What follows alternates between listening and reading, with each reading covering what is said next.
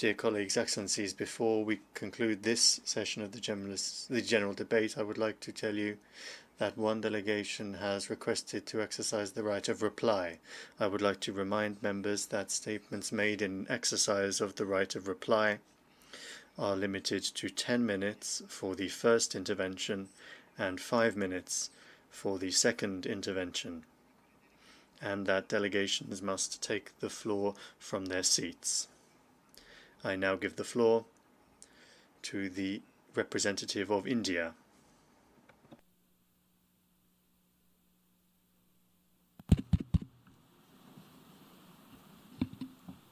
Mr. President, we exercise our right of reply to one more attempt by the leader of Pakistan to tarnish the image of this august forum by bringing in matters internal to my country and going so far as to spew falsehoods on the world stage.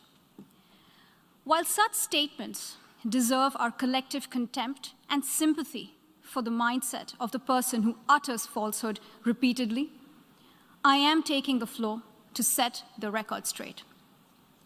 Regrettably, this is not the first time the leader of Pakistan has misused platforms provided by the UN to propagate false and malicious propaganda against my country, and seeking in vain to divert the world's attention from the sad state of his country, where terrorists enjoy free pass while the lives of ordinary people, especially those belonging to the minority communities, are turned upside down. Mr. President, member states are aware that Pakistan has an established history and policy of harboring, aiding, and actively supporting terrorists. This is a country which has been globally recognized as one openly supporting, training, financing, and arming terrorists as a matter of state policy. It holds the ignoble record of hosting the largest number of terrorists proscribed by the UN Security Council. Mr. President, we marked the solemn occasion of the 20th anniversary of the 9/11 terror attacks just a few days back. The world has not forgotten that the mastermind behind that dastardly event, Osama bin Laden, got shelter in Pakistan. Pakistan leadership continues to glorify him as a martyr.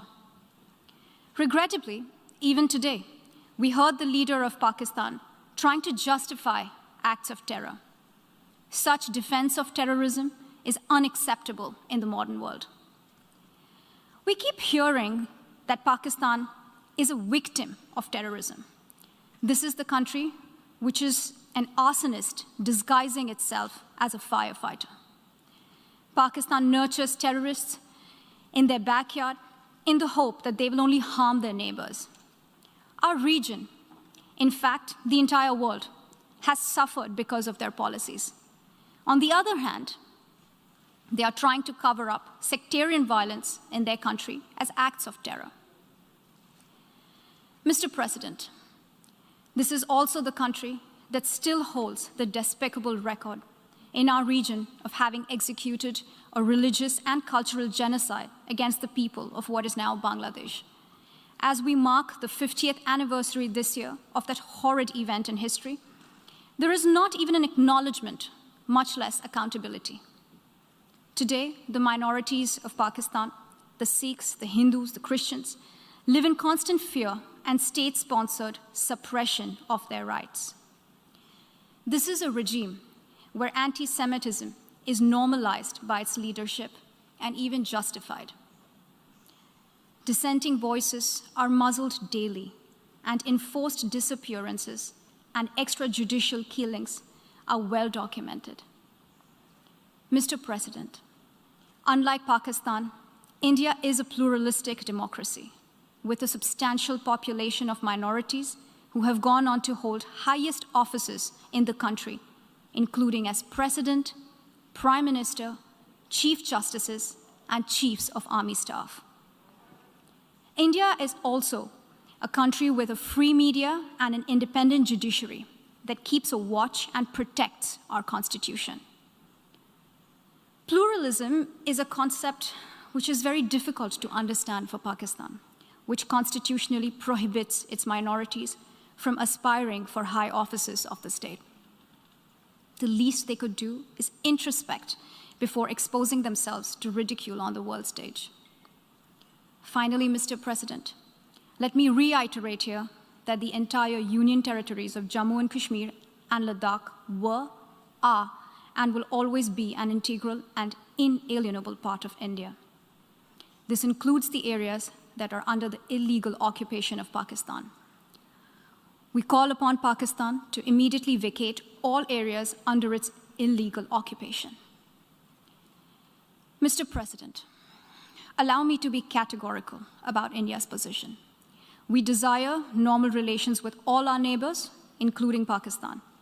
However, it is for Pakistan to work sincerely towards creating a conducive atmosphere, including by taking credible, verifiable, and irreversible actions to not allow any territory under its control to be used for cross-border terrorism against India in any manner.